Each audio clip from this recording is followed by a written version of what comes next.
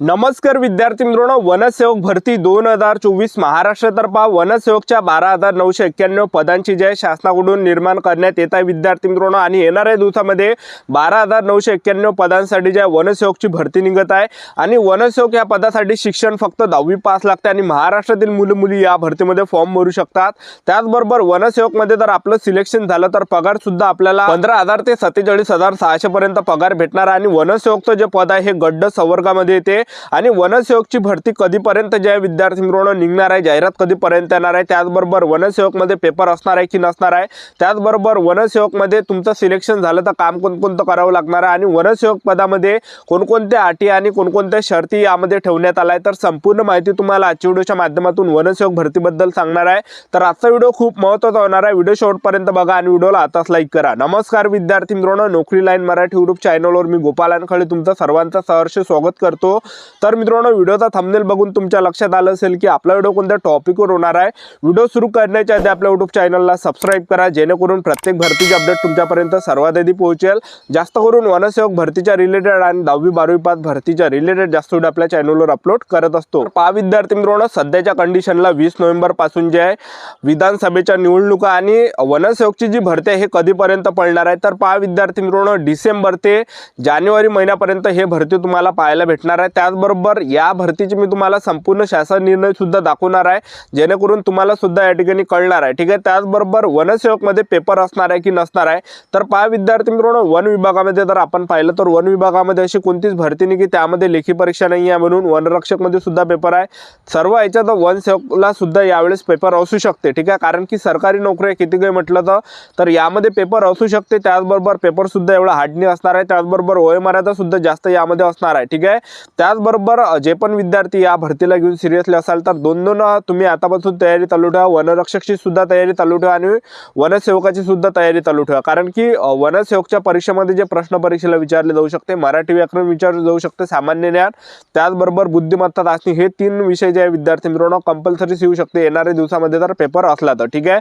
तर जोपर्यंत जाहिरात येत नाही तोपर्यंत आपल्याला कळत नाही, कारण की पहिल्यांदा हे भरती निघत आहे। तर तुम्ही या ठिकाणी स्क्रीनवर बघू शकता शासन निर्णय, वन विभागात वनक्षेत्राचे संरक्षण, संवर्धन व व्यवस्थापनाच्या दृष्टीने वन विभागात क्षेत्रीय कामाकरिता वन क्षेत्रपाल, वनपाल व वनरक्षक यांच्यासोबत एका अतिरिक्त संवर्गाची आवश्यकता असल्याने वन विभागात वनसेवक गट ड 7व्या वेतन आयोगाच्या वेतन श्रेणी 15,000 ते 47,600 संवर्गाची निर्मिती करून सदर संवर्गाची 12,991 पदे निर्माण करण्यास शासनाची मंजुरी देण्यात येत आहे। सदर पदे सोबत जोडलेल्या परिशिष्टाप्रमाणे वनवृत्ता निर्माण करण्यात येत आहे, ठीक आहे। तर यामध्ये अटी आणि शर्ती काय तुम्ही बघू शकता स्क्रीनवर। यामध्ये केवळ स्थानिक उमेदवारांना नियुक्ती देण्याची तरतूद करण्यात येईल। स्थानिक याचा अर्थ असा, ज्या वन विभागात नियुक्ती द्यायची आहे त्या वन विभागातील रहिवासी असला पाहिजे। त्याचबरोबर दुसऱ्या यामध्ये सदर पद हे ड मधील राहील, त्यात गट मध्ये राहील। 7व्या वेतन श्रेणी जी आहे 15,000 ते 47,600 राहणार आहे आणि पदाचं नाव वनसेवक असणार आहे। त्याचबरोबर आणखीन जे यामध्ये अटी आणि शर्ती ठेवण्यात आल्या, सदर पदावर नियुक्तीकरिता किमान 10वी पास ही शैक्षणिक अर्हता ठेवण्यात येईल। तसेच उमेदवाराची कमाल शैक्षणिक अर्हता ही 12वी असावी। कमाल वयोमर्यादेपेक्षा जास्त शिक्षण घेतले नसलेबाबत हमीपत्र उमेदवारांकडून लिहून घेण्यात यावे।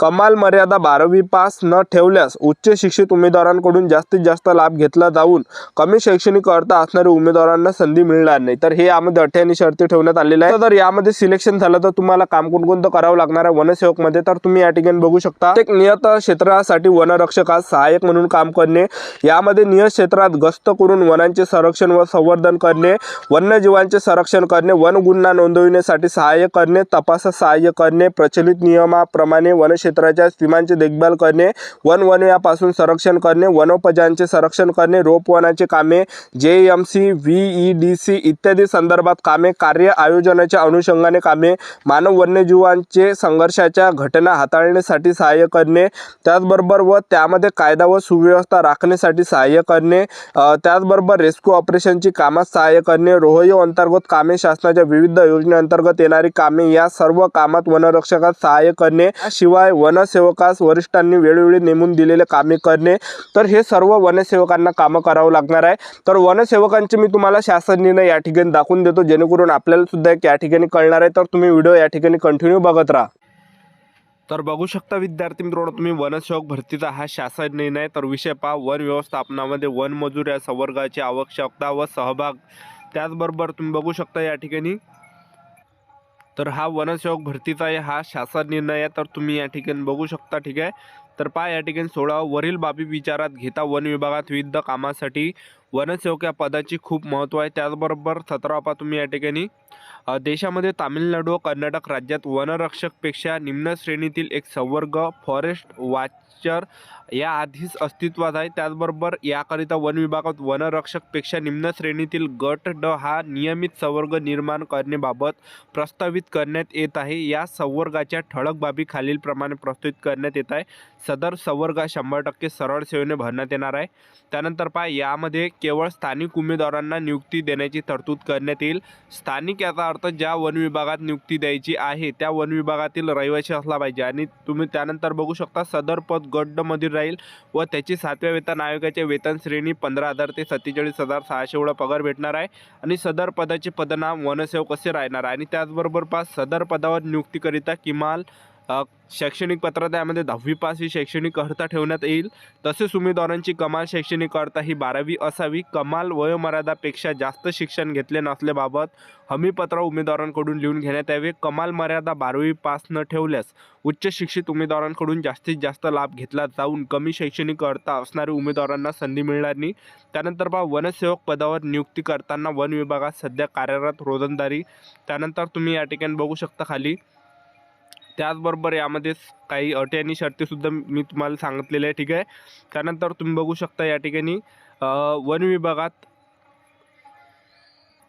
त्याचबरोबर वनसेवकला पगार किती आहे तर या ठिकाणी पूर्ण दिलेला आहे. एका वनसेवकाची वेतन श्रेणी 15,000 ते 47,600 राहणार आहे. मूळ वेतन 15,000, महागाई भत्ता 46%, 6,900, घरभाडे भत्ता 3,600, त्याचबरोबर स्थानिक पूरक भत्ता 90, वाहतूक भत्ता 1,000, त्याचबरोबर कायम प्रवास भत्ता 1,500. त्याचबरोबर तुम्ही या ठिकाणी खाली बघू शकता थोडं या ठिकाणी जे दिलेलं आहे. तर पहा तुम्ही या ठिकाणी वनसेवकांची वरीलप्रमाणे पदे निर्माण केल्यास खालीलप्रमाणे फायदे होणार आहे. मोठ्या प्रमाणात रोजगाराच्या संधी निर्माण होतील. त्याचबरोबर नियमित वनसेवक उपलब्ध झाल्याने क्षेत्रीय कर्मचाऱ्यांचे बळकटीकरण होईल व कार्यक्षम वाढीस येईल.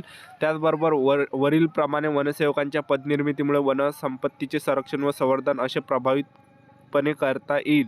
त्यानंतर वनसेवकांची 12,991 पदे निर्माण करण्यासंदर्भात शासनाचा निर्णय मसुदा यासोबत जोडला आहे. तरी वनसेवकांची 12,991 पदे निर्माण करण्यात यावी ही विनंती आहे. ठीक आहे, त्याचबरोबर तुम्ही बघू शकता या ठिकाणी थोडं खाली आल्यावर आपण या ठिकाणी त्यानंतर पहा देशामध्ये तामिळनाडू व कर्नाटक राज्यात वनरक्षकपेक्षा निम्न श्रेणीतील एक संवर्ग या आधीच अस्तित्वात आहे. त्याचबरोबर वरील बाबी विचारात घेता वन विभागात गट ड मध्ये वनसेवक हा अतिरिक्त संवर्ग निर्माण करणे शासनाने विचाराधीन होते. तर पहा शासन निर्णय पहा वन विभागात वनक्षेत्राचे संरक्षण संवर्धन व व्यवस्थापनाच्या दृष्टीने वन विभागात क्षेत्रीय कामाकरिता वनक्षेत्रपाल वनपाल व वनरक्षक यांच्यासोबत एका अतिरिक्त संवर्गाची आवश्यकता असल्याने वन विभागात वनसेवक गट ड 7व्या वेतन श्रेणीच्या आयोगानुसार 15,000 ते 47,600 पगार भेटणारा या नवीन संवर्गाची निर्मिती करून सदर संवर्गाची 12,991 पदे निर्माण करण्यास शासनाची मंजुरी देण्यात येत आहे. सदर पदे सोबत जोडलेल्या परिशिष्टाप्रमाणे वनवृत्तार निर्माण करण्यात येत आहे. त्यानंतर तुम्ही खाली या ठिकाणी बघू शकता. आणि तुमचं जर समजा वनसेवकमध्ये सिलेक्शन झालं तर त्यामध्ये तुम्हाला कोणतं काम करावं लागणार आहे तर पहा या ठिकाणी वनसेवकांची कर्तव्य व जबाबदाऱ्या खालीलप्रमाणे राहतील. नियत क्षेत्र वनसेवक मदतनीस. त्याचबरोबर प्रत्येक वनक्षेत्रासाठी वनरक्षकास सहाय्य म्हणून काम करणे.